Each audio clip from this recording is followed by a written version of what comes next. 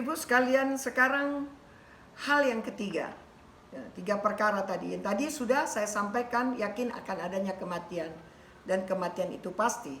Yang kedua, yakin adanya syaitan yang setiap saat menghasut kita. Yang ketiga, yakin adanya akhirat.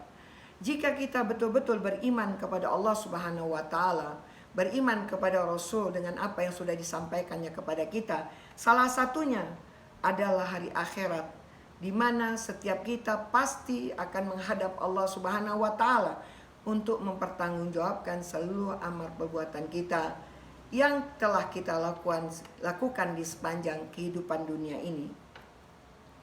Nah, kalau ini kita sadari, pastilah kita berusaha menjadi hamba yang baik, berusaha tidak berbuat kecuali yang baik-baik, ya, dan kita mengikuti apa saja yang dipesankan Allah dan Rasul-Nya kepada kita. Namun, bagi siapa yang tidak yakin adanya hari akhirat atau tidak peduli dengan adanya hari akhirat, pasti akan menjadi hamba-hamba yang durhaka dan hamba-hamba yang sombong.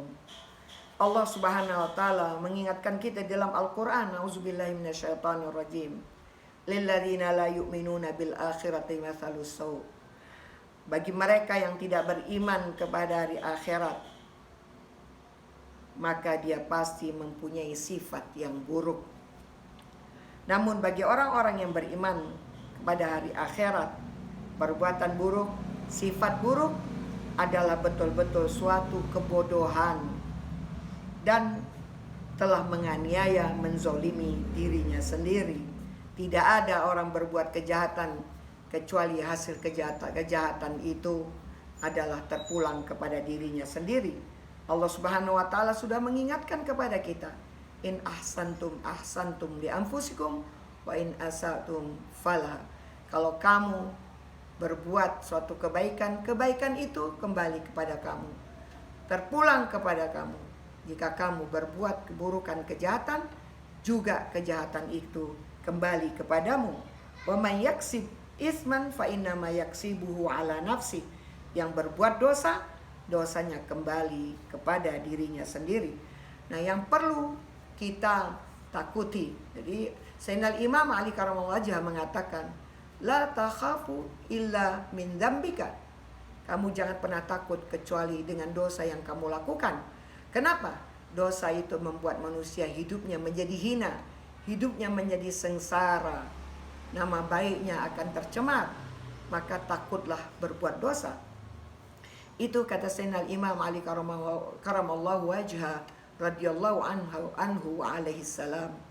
Wala tarju illa min rabbika. Jangan berharap dengan pengharapan yang mutlak kecuali kepada Tuhanmu saja. Jadi siapa-siapa yang tidak beriman kepada Allah pasti tidak beriman kepada hari akhirat. Allah mengatakan orang tersebut akan memiliki sifat yang buruk. Kemudian kalau seseorang itu senantiasa mengingat hari akhirat, maka dia tidak berpikir kecuali yang positif. Dia tidak akan berbuat kecuali hal-hal yang baik-baik, yang menguntungkan dunianya dan menguntungkan akhiratnya. Ibu-ibu sekalian, Rasulullah Shallallahu Alaihi Wasallam bersabda, kullu ma'rufin sadaqah. Setiap kebaikan itu sedekah darimu. Wa ahlul ma'rufi fid dunya hum ahlul ma'ruf fil akhirah. Ahli ma'ruf di dunia, mereka itu juga ahlul ma'ruf fil akhirah, di akhirat nanti.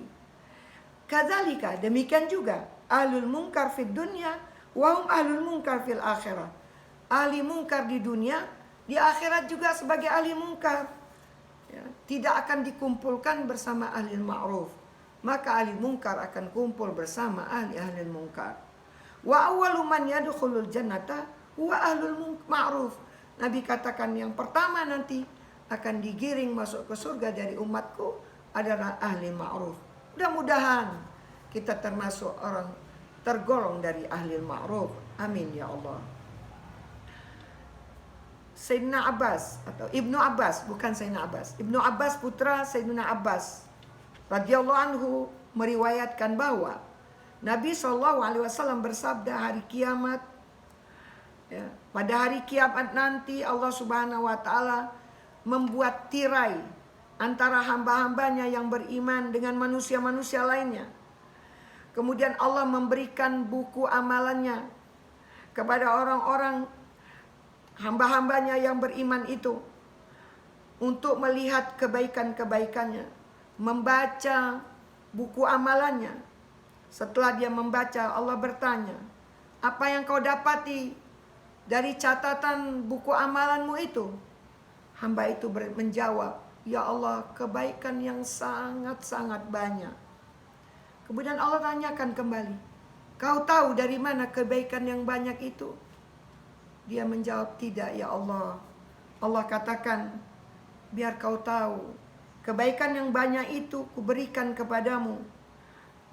Dia merupakan hasil dari yang dilakukan orang-orang yang menzolimimu, yang membohongimu, yang mengkhianatimu, yang mengambil hakmu yang tidak engkau ketahui. Subhanallah. Jadi apabila seorang berbuat kejahatan kepada orang lain, menganiaya orang lain, menzolimi orang lain, menipu orang lain, maka seluruh kebaikannya akan dipindahkan kepada orang yang dia aniaya, yang dia zolimi. Maka bangkrutlah dia, na'udzubillah. Jadi kita tidak usah susah-susah, tidak usah sedih tatkala ada orang-orang yang memusuhi kita, orang-orang yang mengambil hak kita. Toh nanti Allah akan mengembalikan hak kita lebih daripada yang kita bayangkan. Hatim al-Asam, seorang sufi, beliau sekaligus murid dari salah satu murid dari Imam Ja'far Shadiq, mengatakan, ketahuilah wahai saudara-saudaraku, bahwasanya ada 9 perkara yang harus kita lakukan dan kita akan dituntut di hari kemudian nanti. Apa 9 perkara itu? Pertama, fardhah. Kalau kita berbicara fardhah, tentu yang pertama terbayang di pikiran kita adalah syahadat, kemudian salat fardhah. Kedua, as-sunnah. Kita harus mengikuti, mentaati apa-apa yang sudah disampaikan Rasulullah, menjalankan pesan-pesan beliau.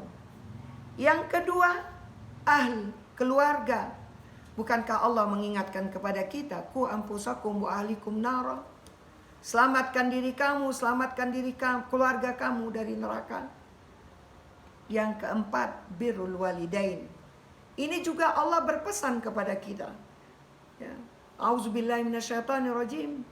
Wa qada rabbuka alla ta'budu illa iyyah wa bil walidaini ihsana. Ketaatan kepada Allah dan Rasulnya nomor 1, nomor 2 kepada kedua orang tua. Kemudian yang kelima, an-nafs.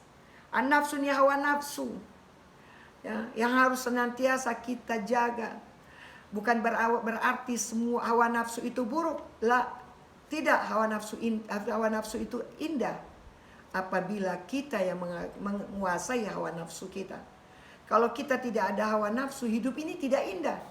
Kadang-kadang kita mendengar, atau saya kadang-kadang ada murid-murid yang mengatakan, Ustazah, doakan ya, ibu saya sedang sakit, sudah 2 minggu gak mau makan, katanya gak nafsu.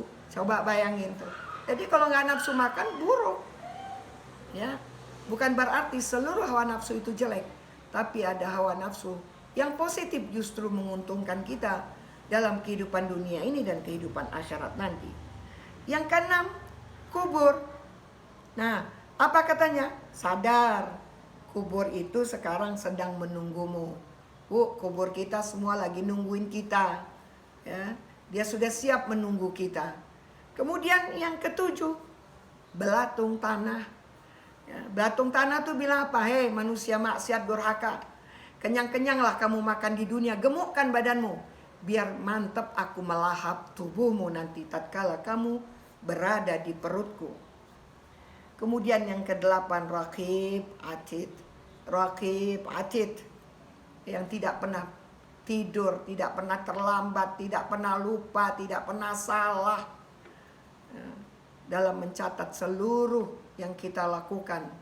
Dan yang dicatat itu persis-persis, bukan saja catatan, rekaman suara, ya, bukti gambar yang setiap manusia tidak bisa mengelak tatkala diajukan oleh mereka nanti di hadapan Allah Subhanahu wa taala.